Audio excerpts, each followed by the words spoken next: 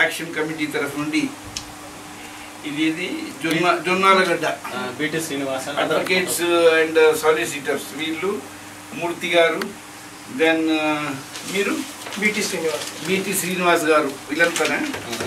అచ్చా అచ్చా B T Srinivasan executive vice president అయినా, పి శ్రీనివాసరావు ప్రసాద్ గారు సెక్రటరీ, సురేష్ కుమార్ గారు జనరల్ సెక్రటరీ, హనుమంతరావు గారు ప్రెసిడెంట్, గోపాలరావు గారు president, Nageswara Rao garu secretary, Pramod Kumar Lions Club నుండి, యమున గారు సోషల్ యాక్టివిస్ట్, వీళ్ళంతా కూడా జాయింట్ యాక్షన్ కమిటీ అని ఫామ్ చేశారు. దేనికి అంటే this joint action committee consisting of so many welfare associations of Malkajgiri and Alwal municipal లిమిట్స్లో.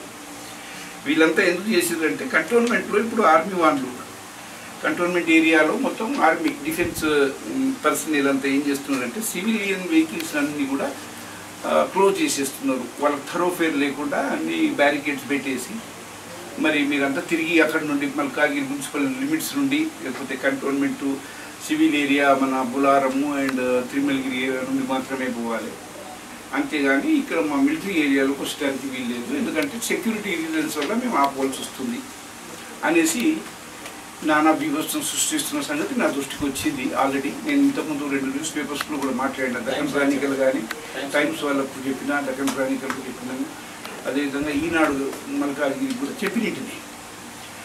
ఏదేమైనా ప్రజలకు ఇలాంటి ఇబ్బందులు కల్పించడం మంచి పద్ధతి కాదు.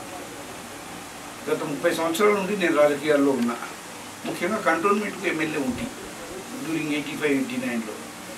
ఆ రోజుల్లో కూడా ఇట్లాంటివి చాలా చేసారు. సివిలియన్ పాపులేషన్కు వ్యతిరేకంగా బేసిక్ కమ్యూనిటీస్ ఇవ్వకపోవడము, అదేవిధంగా ఈ రోడ్లన్నీ మూపియడము, నానా ఇబ్బందులను గురి చేశారు చాలామంది. కానీ అప్పటి నుండి కూడా నేను పోరాడుతూ వస్తున్నా. ఎప్పుడు ఎక్కడ ఏ ప్రాబ్లం ఉన్నా కానీ ప్రజలను ఆదుకోవాలి, ప్రజల మీద ఈగ వాళ్ళనియొద్దు, వీళ్ళకు ఎలాంటి ఇబ్బందులు కలగవద్దు. ఈరోజు కూడా ఇవన్నీ రోడ్లు మొత్తము ఈ విధంగా క్లోజ్ చేసేసినట్లయితే చదువులకు పోయే పిల్లలు చాలామంది సికింద్రాబాద్కే వస్తారు, హైదరాబాద్ కూడా పోతారు. మరి ముఖ్యంగా మల్కాజ్గిరిలో కాపరా ఏరియాలో, అదేవిధంగా ఏఎస్ రావు నగరు అట్లాంటి ప్రాంతాల్లో, మరి ఇటు చూస్తే అల్వాలు ఇట్లాంటి ప్రాంతాల్లో, తుర్కపల్లి, మచ్చగుల్లారం, కౌపూర్, యాపరాలు, చెన్నాపూర్, బాలాజీనగర్, దమ్మాయిగూడ, ఈ ఏరియాలలో మొత్తం మల్కాజ్గిరి మున్సిపల్ లిమిట్స్లో మరి జనం నివసిస్తూ ఉన్నారు. వీళ్ళంతా పిల్లలు చదువుకోవాలంటే పెద్ద ఇన్స్టిట్యూషన్స్ ఇవిగా ఆ ఏరియాస్లో లేవు. ఏమున్నా హైదరాబాద్కు రావాలి, లేకపోతే సికింద్రాబాద్కు రావాలంటే కంటోన్మెంటు ఈ డిఫెన్స్ ఏరియాస్ను దాటి రావాల్సి వస్తుంది. సరే అంత దూరం ఉన్నా కానీ పాపం అవన్నీ మిలిటరీ ఏరియా దాటి రావాలన్నా స్కూటర్ల మీద చాలామంది పిల్లల్ని చదివి తీసుకెళ్తున్నారు, ఆటోలలో పోతూ ఉన్నారు. ముఖ్యంగా మిడిల్ క్లాస్ కొంచెం దగ్గరికి అది టైం అనేది ఏంటంటే కొంచెం టైం సేవింగ్ కూడా ఉంటుంది. అట్ ది సేమ్ టైం ఈ డీజిల్ అండ్ ఫ్యూయల్ కాస్ట్ కానీ, అదే ఆటో ఛార్జీలే కానీ, బస్ ఛార్జీలే కానీ, ఇవన్నీ కూడా కొంచెం వాళ్ళకు వెసులుబాటు ఉంటుండే.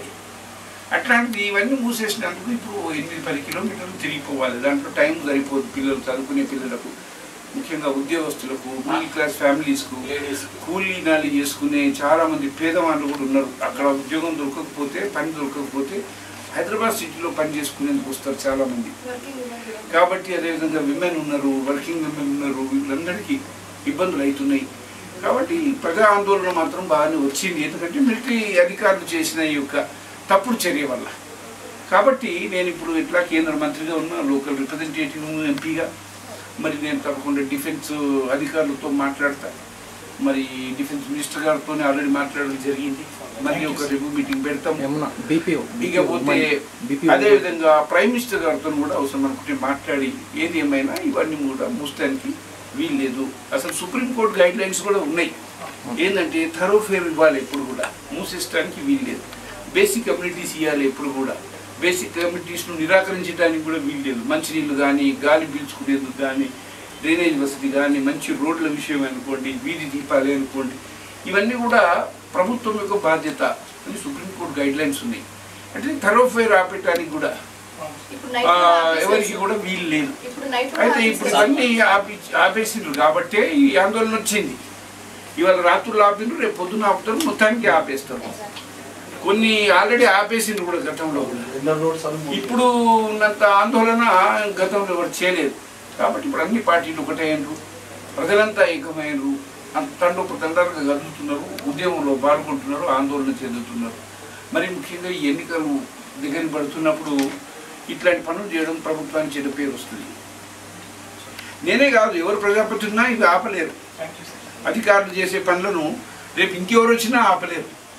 కాబట్టి దీన్ని సమర్థవంతంగా చేయాలి అనే ఉద్దేశంతో ఇప్పుడు ప్రభుత్వంలో ఉన్నా కాబట్టి, ప్రభుత్వం మనదే ఉంది కాబట్టి, కాంగ్రెస్ గవర్నమెంట్ యూపీఏ గవర్నమెంట్ ఉంది కాబట్టి నేను ఢిల్లీలో కూర్చొనైనా పర్వాలేదు ఇవన్నింటిని కూడా సార్ట్అవుట్ చేయడానికి ప్రయత్నం చేస్తా. ఇక్కడ లోకల్ అధికారులకు అందరికీ సరి అయిన ఆదేశాలు ఇచ్చి అవన్నింటిని కూడా తీపిచ్చేందుకు నా వంతు నేను ప్రయత్నం చేస్తాను. ప్రజలు ఎవరు కూడా ఆందోళన చెందొద్దు, అధైర్యపడొద్దు అన్న సంగతి నేను మీ ద్వారా ప్రజలకు తెలియజేస్తాను. ఇంగ్లీష్లో చెప్పండి, ఇంగ్లీష్ న్యూస్ ఛానల్ కూడా ఫీడ్ ఇవ్వాలి.